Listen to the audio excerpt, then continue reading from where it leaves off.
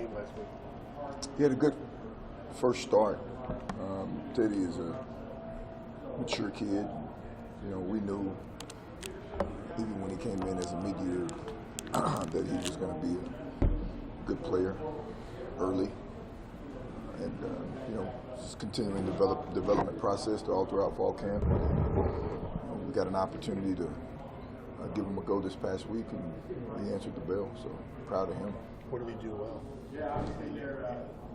Well, in the run game, he, you know, established some movement, especially on some of our double team blocks, and in protection, you know, he's a pretty dependable kid. You know, only had one play where a guy kind of got away from him, but nevertheless, you know, he's a long kid, moves his feet well, so did a good job. How do Teddy and Nuri complement each other, and there seems to be a bond between the two of them that maybe goes back to the spring or even before that? Never really looked at it like that, you know, in terms of them complementing each other. When you have a new guard come in and a new tackle come in at the same time, you know, is there some strategy there on your part to put them in at the same time because they can help each other? You know, those guys practice well throughout the week, you know, with each other, and you always want to put the guys that are going to play next to each other as much as you can, you know, and those guys did well, hitting blocks all week together, and the same fit that they got in practice are the same fits that we end up establishing in the game, and they, you know, did a really good job. But Nuri's an explosive kid, as is Teddy, and you know, yeah, they do complement each other, if you will, you know, because Nuri can get some pop, and then Teddy can, you know, really do a good job of using his length to attack. Talk about out leveraging or establishing leverage on the defensive tackle, and, you know, Teddy did a really good job of coming behind as a trail player and really getting some big time movement. Did you guys have a good sense last year when Nuri came, when he transferred in, what you had in him? I mean, what was it, from watching tape at CSU, from knowing him a little bit at Norris? What did you know and feel about him? Well, we knew about him at Norris. We wanted to get him here as a non-scholarship guy and then develop him, and then Colorado State pulled out the offer on him. He was actually coming here, and then Colorado State pulled out the offer, and then he went to Colorado State. You know. So you liked him, yeah. So we liked him, and we wanted to, you know, bring him in to develop him, and, you know, we established a good rapport with him. So even when he was deciding on leaving Colorado State, we just kind of picked up where we left off, and it became a good deal. We got him in. You know, we saw how explosive he was, and, you know, the biggest thing with Nuri is being consistent. And you know, we would have some days where we'd be like, man, who is this guy? And then he'd have some days where like, who the hell is this guy? You know, and, you know, good and bad. But I think that when we gave him the go on last Monday before the Northwestern game, you know, it was something that kind of sparked in him, and, you know, he had a good week of practice, and he played well. What are the challenges then of trying to get two new guys like that ready? They're both young as well. What are the challenges there trying to get them both ready at the same time? You know, you gotta coach them as much as you coach all the other guys, and, you know, continue to talk to them, continue to stay in their ear about some of the details. You know, because as a young guy, that's the thing that you miss out on is, you know, the details, because you're so focused on just trying to do your job, you know, so much that you kind of skip out on the details. And both of those kids are smart kids and mature. And, you know, Nuri has been there before, so not so much him. It's more or less Teddy, you know, that I was more talking to, if you will, this past week. And, you know, Teddy's one of those kids, like, you know, you say something to him one time, he's not a two screw-up guy. You know, he's not going to screw it up twice. He'll screw it up once, right? You know, I'm one of those three screw-up guys. You know, I screw it up a couple times, and then once, you know, then about that fourth time, I'll get it right. You know, Teddy won't screw it up more than once or twice. So, you know, he's a good kid with a level head on his shoulders, and he went out there and, you know, played well. Have Turner do it right tackle, and how difficult is that to flip sides mid-season like you did?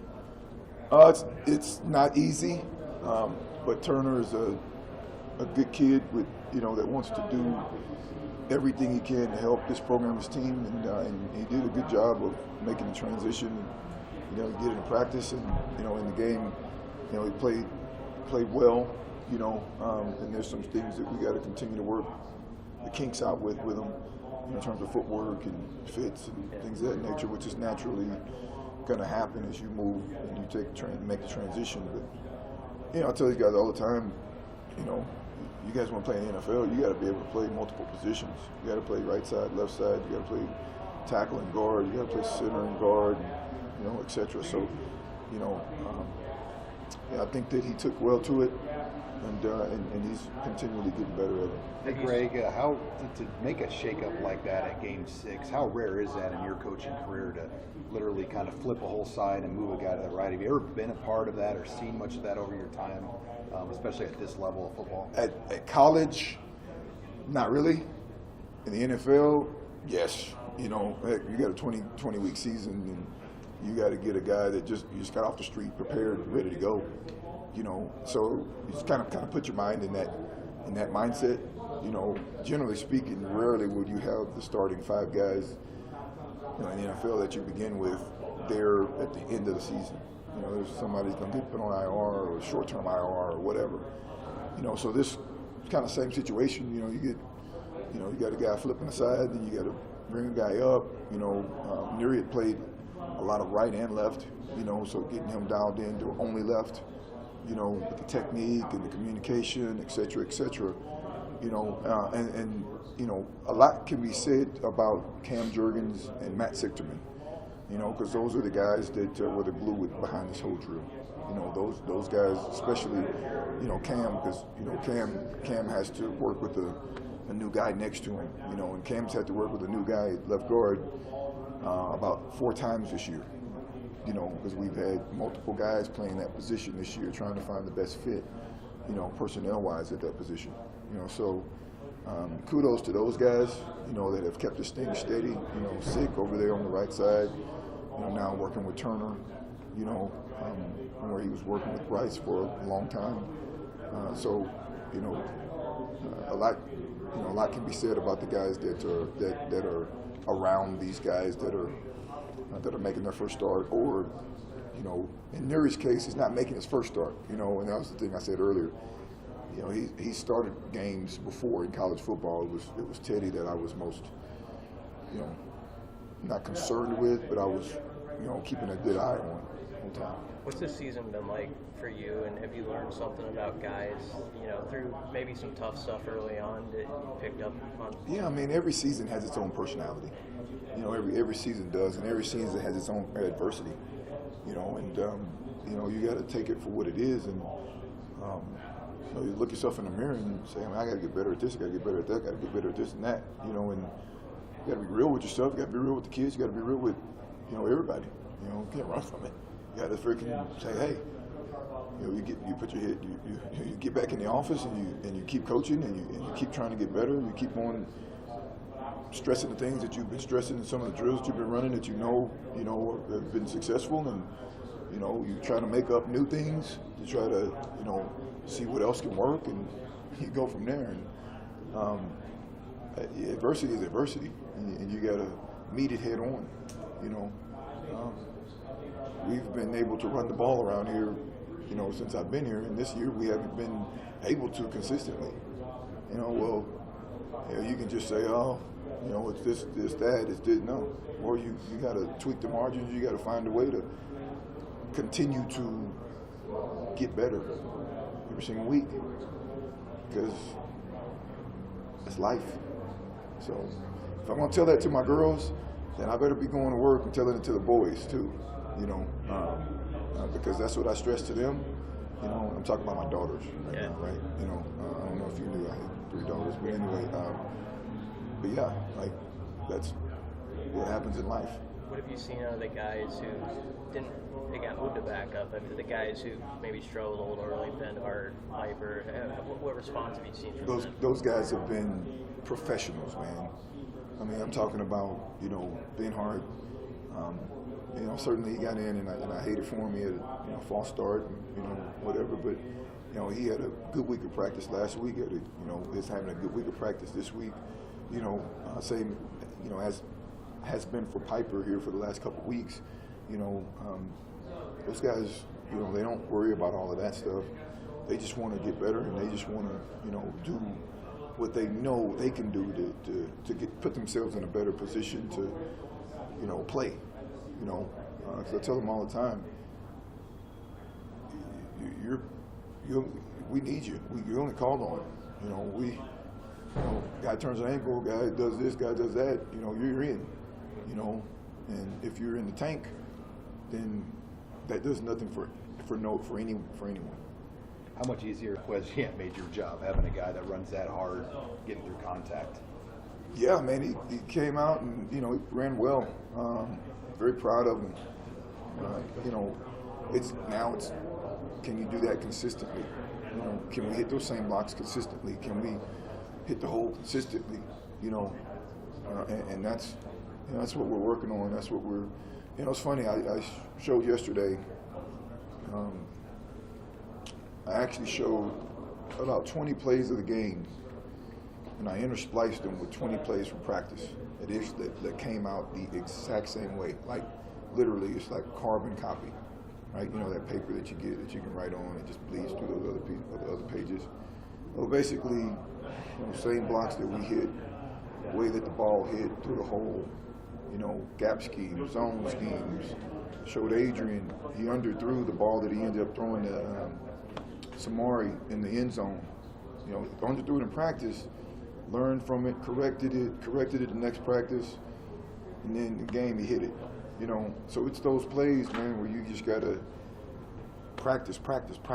You know, I've been stressing practice, because at the end of the day, how we practice is how we're gonna play. And we had a very good week of practice last week, and you know, we had good production last week during the game. You played against Michigan. You coached against them a couple of times. Are there hallmarks of what they typically bring to the table as a program and a team? Yeah, physical. Guys are physical. They're tough, fast, they're smart. So you got to be that plus.